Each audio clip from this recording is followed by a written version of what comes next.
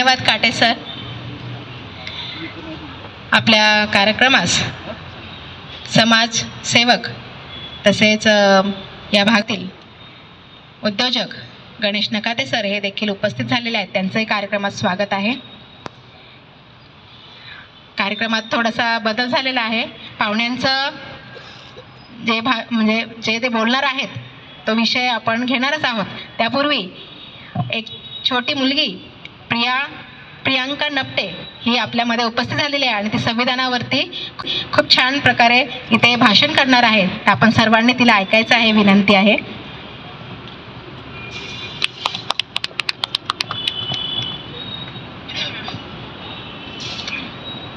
सर्वांना माझा जय भीम.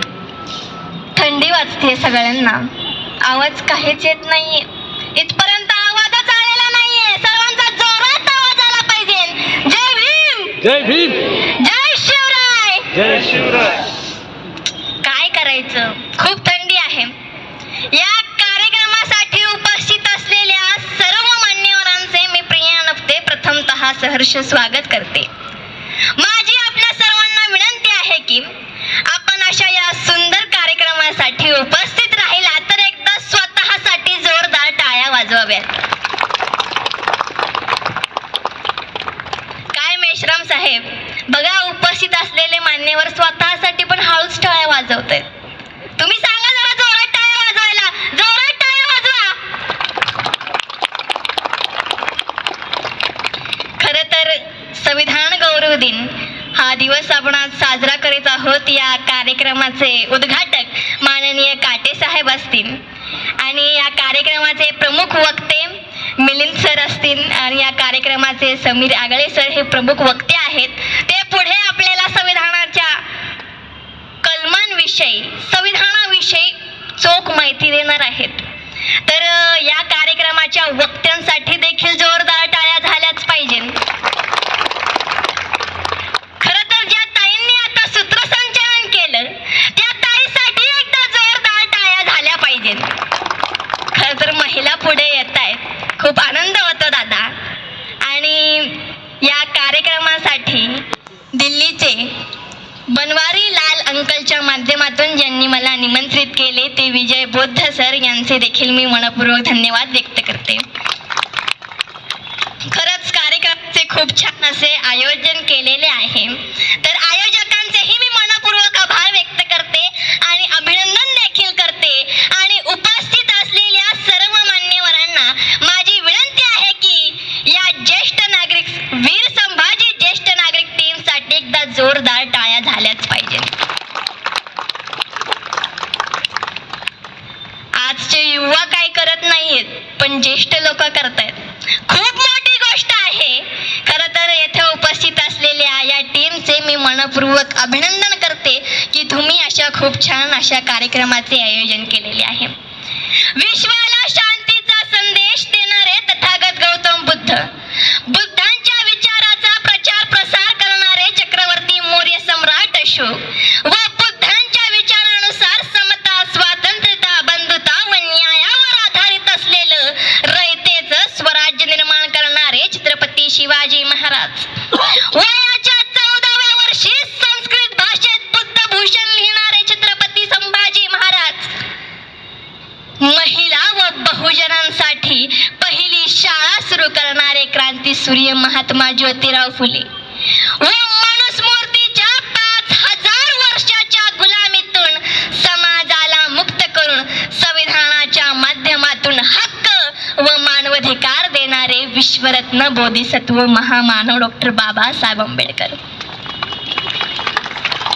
प्रथमतः सर्व महापुरुषांना व महामातांना मी प्रिया नपते विनम्र अभिवादन करते. 28 नोव्हेंबरला महात्मा ज्योतिराव फुले यांचा स्मृती दिवस होता, त्यांना देखील मी विनम्र अभिवादन करते. खरं तर या कार्यक्रमाच्या निमित्ताने मी आपणा सर्वांना सांगू इच्छिते की आता संविधान निर्मितीचा इतिहास तर आपणा सर्वांना माहीतच असेल. माहिती ना सर्वांना? मेश्राम साहेबांसाठी एकदा जोरदार टाळ्या वाजवाव्यात. बघा, आपणा सर्वांना संविधान निर्मितीचा इतिहास तर माहितीच असेल, म्हणून तो काही मी आता सांगणार नाही. वक्ते आपल्याला संविधानाबद्दल खूप सांगणार आहेत.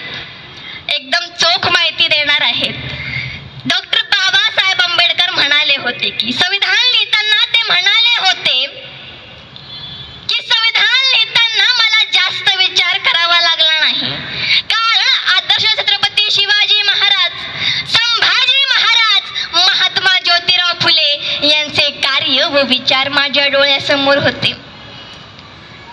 डॉक्टर बाबासाहेब आंबेडकर म्हणतात, देशातले पहिले क्षुद्र छत्रपती शिवाजी महाराज होते, कारण त्यांच्या राज्याभिषेकावेळी मनुवाद्यांनी त्यांना क्षुद्र म्हणून अपमानित केले. पुढे त्यांनी 24 सप्टेंबर 1674 आपला दुसरा राज्याभिषेक केला.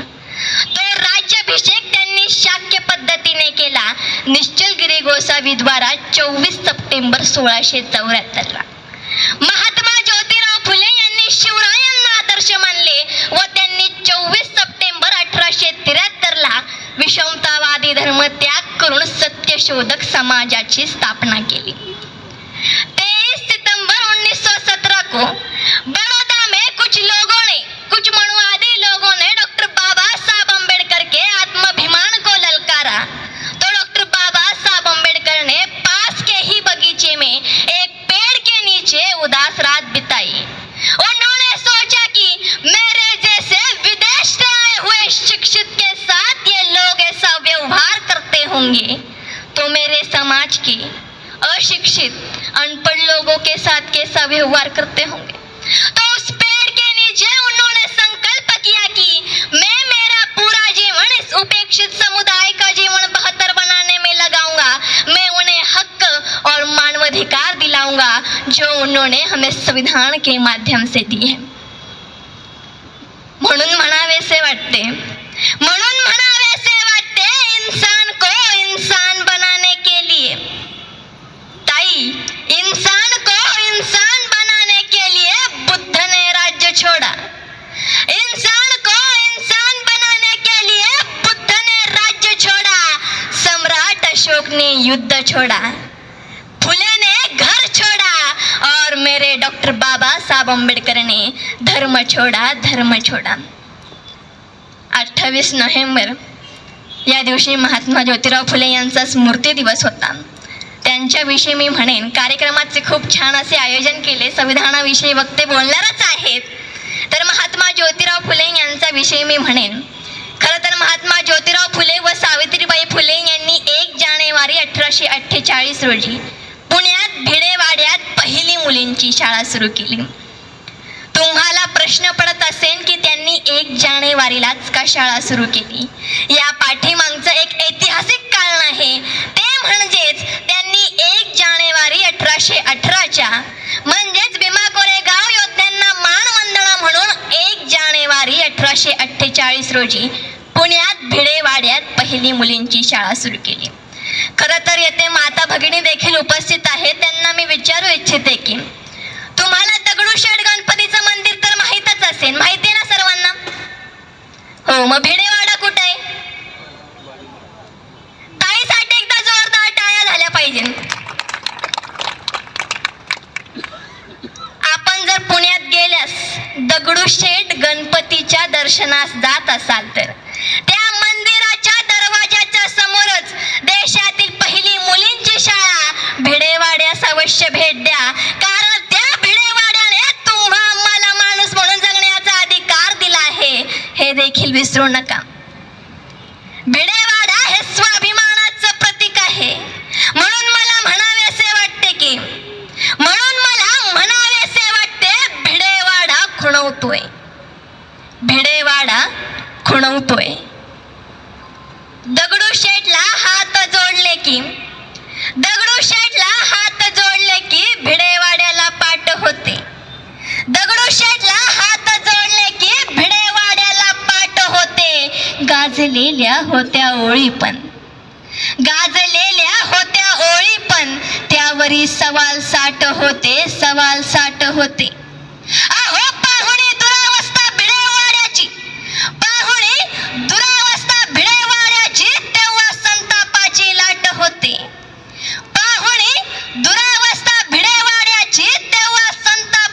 लाट होते. स्त्री शिक्षणाची येथूनच एक गाठ होते. दगडूशेठला हात जोडले की भिडेवाड्याला पाठ होते. पावलोपावली त्यांच्या आडवळणाचे घाट होते.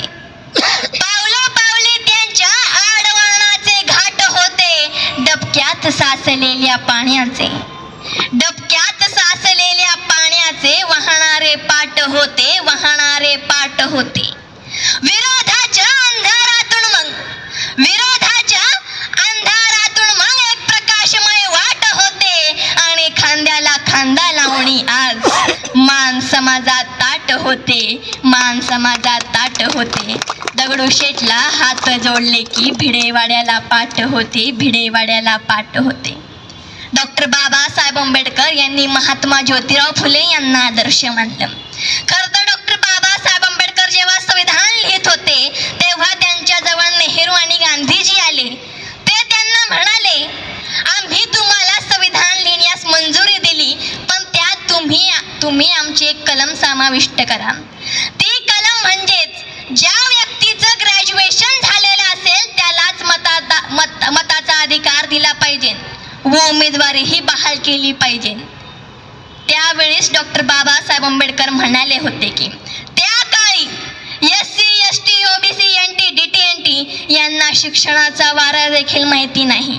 तेव्हा डॉक्टर बाबासाहेब आंबेडकर यांनी त्यांचं न ऐकता सर्वांना समान मताचा अधिकार दिला व उमेदवारीही बहाल केली. डॉक्टर बाबासाहेब आंबेडकर यांचे तथागत गौतम बुद्ध, सम्राट अशोक, छत्रपती शिवाजी महाराज, संभाजी महाराज, संत तुकाराम महाराज, शाहू महाराज, महात्मा ज्योतिराव फुले, सावित्रीबाई फुले यांचे स्वप्न संविधान लिहून पूर्ण केले. म्हणून मला म्हणावेसे वाटते की भीमजी ने हमें बलवान बना डाला, भीमजी ने हमें बलवान बना डाला, हटा न पाए वो चट्टान बना डाला. भीमजी ने हमें बलवान बना डाला, हटा न पाए वो चट्टान बना डाला. अरे मेरे भीम जी के संविधान का करिश्मा तो देखो, अरे मेरे भीम जी के संविधान का करिश्मा तो देखो यारो. जिन महिलाओं को अछूत कहा जाता था उन्हें प्रधानमंत्री और राष्ट्रपति बना डाला, प्रधानमंत्री और राष्ट्रपति बना डाला. खरं तर डॉक्टर बाबासाहेब आंबेडकर यांनी संविधान लिहून भारताचे कल्याण केलेले आहे. तुम्हा आम्हाला गुलामीतून बाहेर काढलेलं आहे. डॉक्टर बाबासाहेब आंबेडकर यांची पहिली जी कलम आहे त्यात लिहिलंय, मी भारतीय आहे. भारत हा धर्मनिरपेक्ष आहे याचा आपण सर्वांनी विचार करायला हवा. या कार्यक्रमाच्या निमित्ताने मी आपणा सर्वांना सांगू इच्छिते की माझ्या माता भगिनींना सांगू इच्छिते, ताई 2च मिनिटं घेते. तुम्हाला जर भाऊ असेल तर तुम्ही त्या भावाला भाऊबीजेला ओवाळायला जाता, रक्षाबंधनला ओवाळायला जाता. ज्या बहिणीला भाऊ नसेल तर तिला मानलेला भाऊ असतो, ती त्याला रक्षाबंधनला ओवाळायला जाते, भाऊबीजेला ओवाळायला जाते.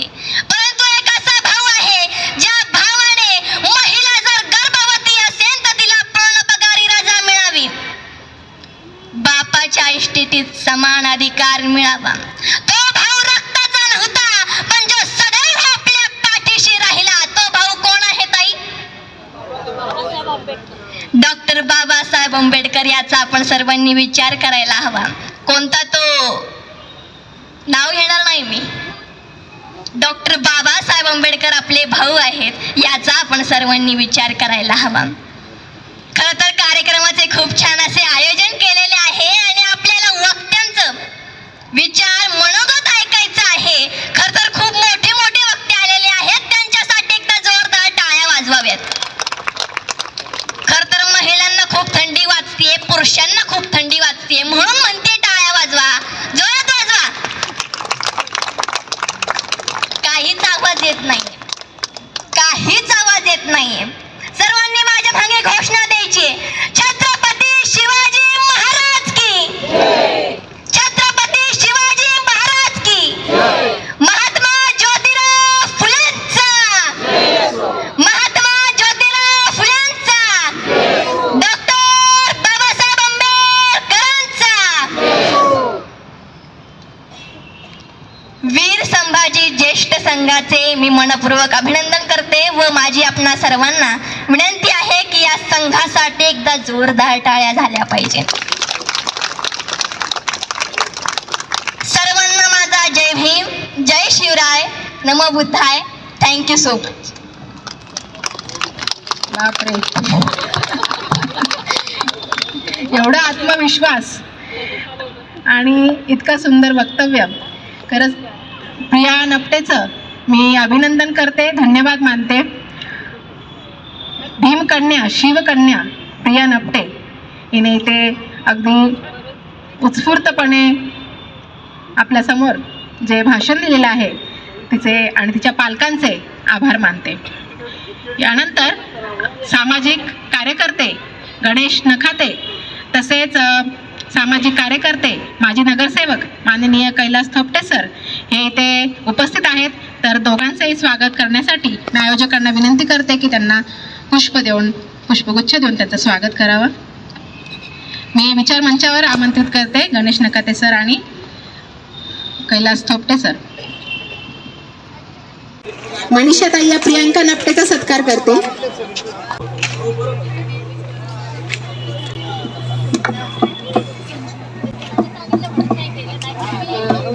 संजना आगळेताई हौसा काकूंचा सत्कार करतील.